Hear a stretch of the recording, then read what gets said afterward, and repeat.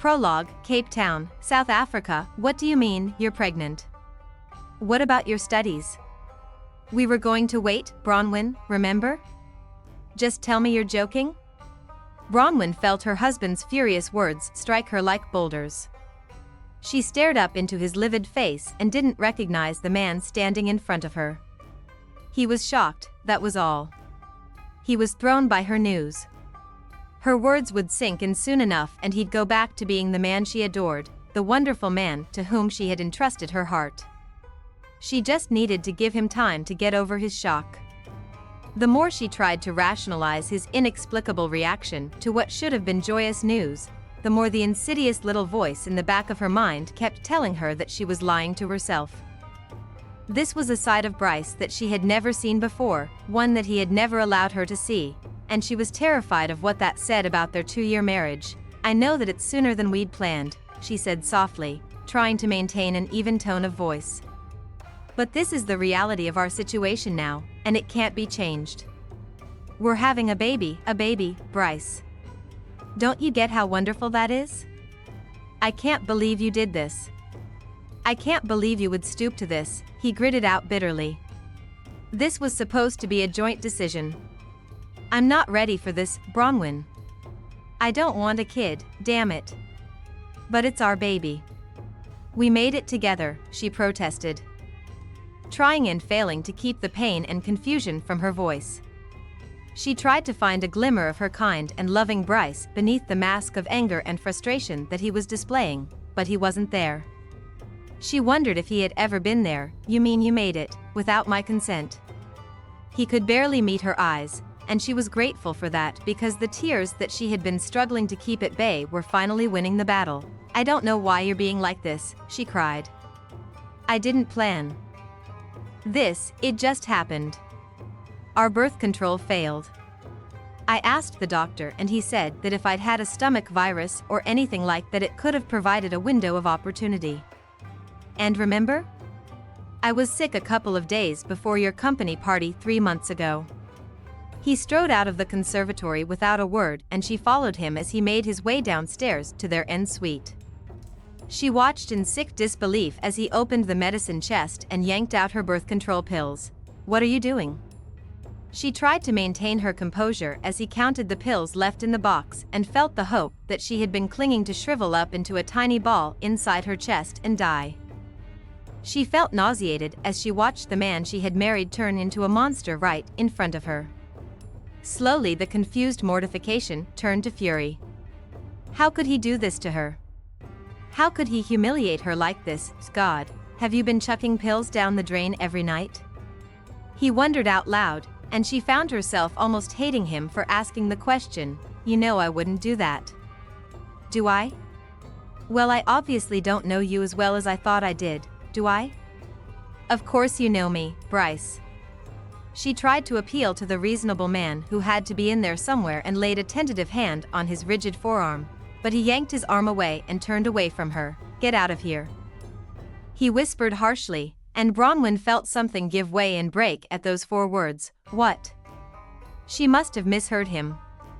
Still, she tried to give him the benefit of the doubt. Get the hell out, he said before turning to face her. Bronwyn tried not to flinch when she saw his face. There was nothing there, no anger, no regret, just a blank mask. She didn't know this man at all. Go now. She sobbed, whirled from the room, and did as he had commanded. She fled. Chapter 1. 2 years later, she had been working for less than 2 hours and already she knew that it had been a mistake to come in. But not showing up for work meant not getting paid, and that would be disastrous. She needed her job desperately and couldn't risk losing it. A bout of flu had wiped her out for nearly a week, leaving her without an income and dangerously low on resources. Though she still felt a bit shaky, she had dragged herself in to work that morning. But no sooner had she walked through the front door of the busiest, trendiest beachfront restaurant in Plettenberg Bay, than she comprehended what a grave error in judgment she had made. She was muddling up her orders, breaking dishes, and walking blindly into her fellow servers. She knew that the manager, who already felt that her personal circumstances were incompatible with her working environment, was just itching to fire her. Now she was basically handing him an excuse to get rid of her. She valiantly soldiered on, hoping against hope that Gerhard would, by some miracle, take pity on her and keep her on his books. A young couple with a baby cart made their way into her section and she shuffled over to them, her lack of enthusiasm obvious with every reluctant step. The couple were leaning into one another, whispering and laughing intimately, while the baby slept peacefully in its stroller. The pair looked very much in love and pretty much oblivious to the rest of the world. "Good afternoon," she murmured, so focused on keeping her nausea at bay that she barely glanced at them. "Would you like anything to drink?" The woman looked up and started to say something. But she was interrupted by her companion, who swore viciously before jumping to his feet like a scalded cat. "Oh my God. Bronwyn?" Bronwyn gasped and raised one shaking hand to her mouth to stifle a shocked cry when she recognized the handsome man standing in front of her. Her vision blurred and she blinked rapidly to clear it. The baby, clearly startled by the man's harsh voice, started crying. "So this is where you have been hiding out all this time?" The shock had disappeared from his voice to be replaced by contempt. "Ricky," she moaned shakily, overwhelmed by love, the fear, and relief all at the same time. "Don't call me that." He growled in warning, and she flinched. "God, you're an ice-cold bitch, aren't you? How could you stay away all this time? How could you live with yourself? Please," she implored in the smallest whisper. "Please don't what? Call a spade a spade?" He sneered. Rick, the woman, whom Bronwyn had forgotten about, spoke up. She kept her voice low, while she rocked the still-crying baby. "Take it easy, for heaven's sake, she doesn't look well." "What's going on here?" "Of course she doesn't look well," he scoffed, his harsh tone of voice totally unfamiliar. "Why would she look well when she has finally been caught, like the miserable little sneak that she is?" Bronwyn swayed even more. Rick had never spoken to her like this before. It wasn't in his gentle nature to be deliberately cruel, but he was firing on all cylinders today, and Bronwyn flinched with each terrible barb. Rick. The woman was speaking again, but her voice sounded hollow, like it was coming from down a long tunnel. "Rick, stop it." She was saying something else, but this time her voice had disappeared behind the angry buzzing in Bronwyn's head. She shook her head, but the sound got worse and louder until it was as deafening as a chainsaw. She groaned weakly and lifted her hands to her ears. That didn't help, and she sobbed as her field of vision got narrower and narrower, until she could not see them at all, until there was only blackness. Voices faded in and out of her consciousness and Bronwyn struggled to make sense of what they were saying. She was comfortable again, no longer dizzy and no longer achy. She felt like she was floating and was enveloped by an incredible sense of well-being. But this feeling was not quit. Right, and that awareness prevented her from being entirely at ease. She was sure that this uneasiness stemmed from the raised voices in the background, and again she attempted to filter out the garbled speech from the few words that she could understand. "Don't get." It was a man's voice, recognizable and well-loved, but unfamiliarly harsh. What she did, unforgivable, left him, bitch. An unfamiliar female voice intervened, her gentle voice soothed Bronwyn's overwrought nerves. "Is she? What did she do so bad?" Bronwyn strained to open her eyes, but it felt like a colossal effort. Deserted Bryce, needed her most. Bronwyn managed a weak gasp at that. Outraged by this blatant lie, the couple went abruptly silent. Waking up, the woman said urgently, "The doctor." "Now, Rick." "Doctor?" Bronwyn frowned. Why a doctor? For the first time since regaining consciousness she wondered where she was and managed to drag her heavy lids apart with great effort. She stared up into the vaguely recognizable features of a pretty woman who seemed to be a couple of years younger than Bronwyn's 28. The woman's warm smile transformed her gentle features from plain to almost pretty and had the effect of immediately calming Bronwyn down. "Try not to panic," she instructed gently. "You passed out at work." At first we assumed it was shock, but your fever and pallor soon made it pretty clear that you're seriously ill. Her sea-green eyes were grave behind the lenses of her trendy prescription eyeglasses, and her voice took on a chastising tone. You should never have been at work in that condition. You should take better care of yourself. Bronwyn frowned, wondering who the woman was, before deciding that being offended by her admonishment would require way too much of her strength. Clearly she was going to need that strength in the face of Rick's unexpected and unprecedented hostility. An alarming thought struck her, and she sat up in a blind panic, ignoring the sudden onslaught of dizziness. Passed out at work? Her voice sounded weak, even to her own ears. Oh no. I have to call my boss. Bronwyn. The woman placed gentle hands on her shoulders to push her back onto the cot, her lovely eyes brimming with sympathy. I'm afraid that he wasn't very sympathetic about any of this. He said something about having had enough of your drama and that you shouldn't bother coming back. I'm so sorry. Oh no, she moaned. No. I needed that job. Well, if you wanted to keep it, you shouldn't have gone to work in the condition you were in today, young lady. A stern voice intruded from the doorway, where a harried-looking older man in a white coat stood framed. Are you trying to kill yourself? You're just barely over a very bad bout of flu, possibly even pneumonia from what I can gather, and you were so dehydrated when they brought you in that I'm amazed you didn't pass out sooner. The mere fact that you've been out like a light for nearly 5 hours is proof of how close you are to relapsing. You're completely run down. She went dramatically pale at that bit of news, and the doctor wrongly assumed that he had shocked her into taking her illness seriously. I would like to keep you overnight to monitor your condition. No. They were all taken aback by her sudden, shrill vehemence. No, I can't stay here. I have to go home. I should be there right now. My shift would have ended an hour ago. I should be at home.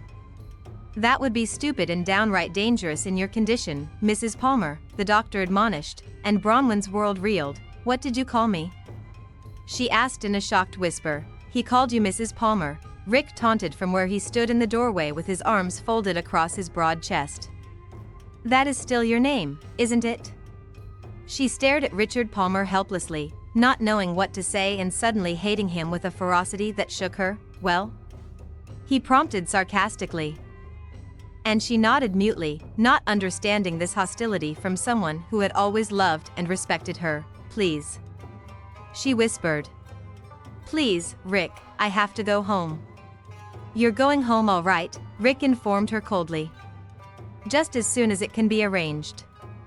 Mr. Palmer, I strongly advise against that, the doctor interjected firmly, but Rick ignored him, keeping his eyes on Bronwyn. Just prescribe whatever medication she'll need, doctor, he ordered in a manner that went completely against his usual easygoing nature. We'll make sure that she gets plenty of rest. The doctor glared at them before shaking his head and leaving the room abruptly. Rick, do you think this is a good idea? The other woman asked worriedly. And he raised his eyes to her anxious face before smiling gently, his expression now reminiscent of the Rick that Bronwyn knew and loved. It'll be fine, he murmured reassuringly, but the woman made an irritated sound and shook her head angrily. I've had enough. Rick, she seethed, revealing claws beneath the sweet exterior. You'd better tell me what's going on and fast. I've been sitting here for hours without getting a single straight answer from you, and I'm fed up with it. Tell me what's going on, or I'll pack up and head off to Nisna on my own. Bronwyn watched in fascination as his eyes flared in panic and he lost all semblance of his previous icy coolness. Lisa, he choked. You wouldn't go off on your own when we just don't test me, she warned. Now I think that it's past time you did some proper introductions and try to be civil, please. He frowned sullenly, looking about as menacing as a little boy with his hand caught in the biscuit tin. Lisa, meet Bronwyn Palmer. Bron, my wife, Lisa. Bronwyn's eyes lit up with genuine pleasure as her eyes flew from one face to the other. His wife? Well, then, that would explain the baby. She glanced around the room, looking for the child. She smiled when she saw the pram parked close to the window on the other side of the room and marveled at how much his life had changed in the last 2 years. Your wife? Ricky, you got married? He winced in response to her words. Braun, don't call me that, he muttered uncomfortably, sounding so much like his old self that Bronwyn's heart swelled with love for him. She smiled and turned her attention to the slender woman who stood beside him. I'm so glad that he married someone like you, she managed weakly, wishing she could be more eloquent but suddenly feeling quite drained. She leaned back against the pillows and smiled up at them both. Ricky deserves someone lovely. Her eyes drifted shut. I'm so tired. Take me home. Please. I need to go home, she's my brother's errant wife, she heard Rick telling his wife, but he sounded so far away that she frowned. Where was he going? And, as I said before, she's the heartless bitch who abandoned him when he needed her most. Her eyes flew open in horror, and she was shocked to find that he was closer than his distant voice had suggested. Confused, she tried to gather her thoughts. I didn't, she protested vehemently. I wouldn't. Why would you say something like that, Rick? Why would you lie? She heard the bewildered hurt in her voice and was ashamed to reveal how much his lies had wounded her. I thought we were friends. Our friendship ended when you did what you did to my brother, he snarled. She jumped when his voice caught up with him and the volume increased dramatically on the last word. I didn't do anything to Bryce, she whimpered, her own voice still far away. He didn't want me anymore, so I left. I left him. You left him for dead. The woman, Lisa, laid a restraining hand on Rick's arm as he made a frustrated move toward Bronwyn. Braun blinked at the fury on his face. She had no idea where all of this anger was coming from. Take me home. She entreated again, keeping her eyes on the other woman's face. Please. I have to go home. Just then an intimidatingly large figure suddenly loomed in the doorway, and when Bronwyn's eyes lifted, she was filled with a sense of impending doom. He stood there. Quiet, graceful, and fierce, and Bronwyn cowered at the sight of him. You called him? She said, exhaling, the hurt and betrayal she felt evident in her voice and face. Despite everything, she had still steadfastly clung to the belief that Rick was her friend. She lifted her wounded doe eyes to his furious face. You called him? Oh, Ricky, how could you? He called me because I'm his brother and his loyalties lie with me. The beautiful dark voice was calmer than she would have expected and drifted over her like a gentle caress. She closed her eyes at the sound of that voice. It was the first time she had heard it in over 2 years, and God, how she had missed it. She had hungered for the sound of his voice and had often thought of calling him just to hear it, but had dismissed that impulse as a dangerous and forbidden luxury. When she opened her eyes, she was shocked to find that he had moved. He was standing right beside her bed and much too close for comfort.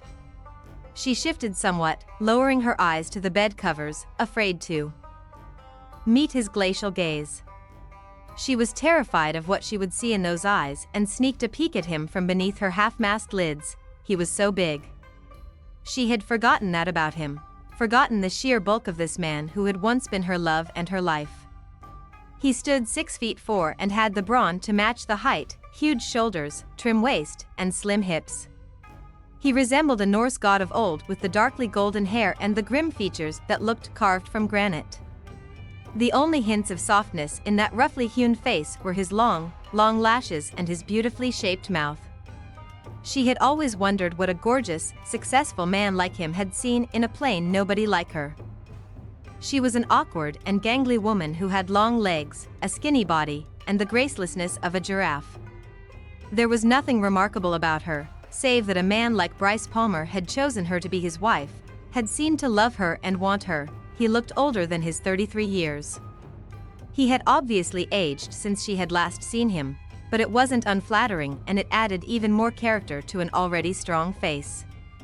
Now he hovered over her like an avenging angel, beautiful and intimidating.